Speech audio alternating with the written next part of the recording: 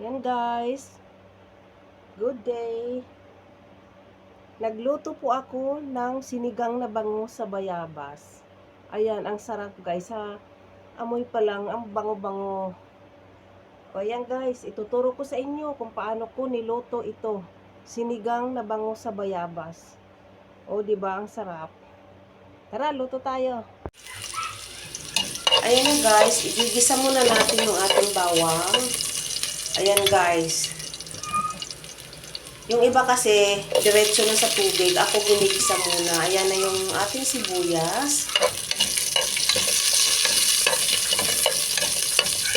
Ayan. Kailangan kasi magiging golden brown yung ating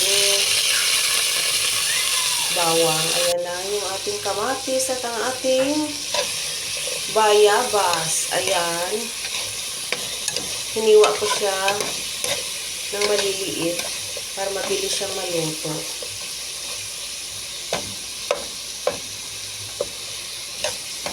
Ayan, igisa muna natin na maigi para lumambot na siya. Tapos, dudurogin natin. Ayan, durog na siya. Ayan. Tapos, ilagay na natin yung pangalawang pinaghugasan ng bigas. Ayan. Mas masarap kasi pag hugas bigas ang ilagay natin. Yung unang hugas ng bigas, itapon nyo. Yung pangalawa yung gagamitin. Ayan. Yan, kumulo na siya. Ilagay na natin yung gulay, okra at saka talong. Ayan. Pakukuluan muna natin, palutuin natin ng konti. I-half cook muna natin bago natin ilagay yung ating bangus. Ayan na yung bangus natin. Ayan.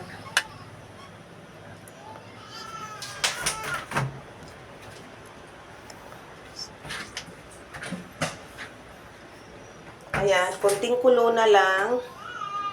Ayan, kailangan kasi maluto rin yung ating gulay. Ayan na siya. Nilagay na natin yung ating siling haba para medyo maanghang. Ayan na siya. Nilagyan natin ng patis. Pwede rin naman asin. Pero mas gusto ko patis, mas malasa. Tsaka lagyan mo ng konting pampalasa na seasoning. Ayan. Ilagay na natin yung kangkong natin. Ayan na. Ayan, kumulo na siya. Ayan guys, kakain na tayo. Napakasarap nito. Talagang amoy na amoy mo yung bayabas. Ayan, ayan na yung ating ano. Huwag nating hayaan na madurog yung ating bangus. Kailangan yung apoy ay medium lang. Ayan siya. Kumulo na siya, kakain na tayo. Ayan guys, ang sarap nito. Thank you guys, sana may natutunan kayo. Try nyo rin.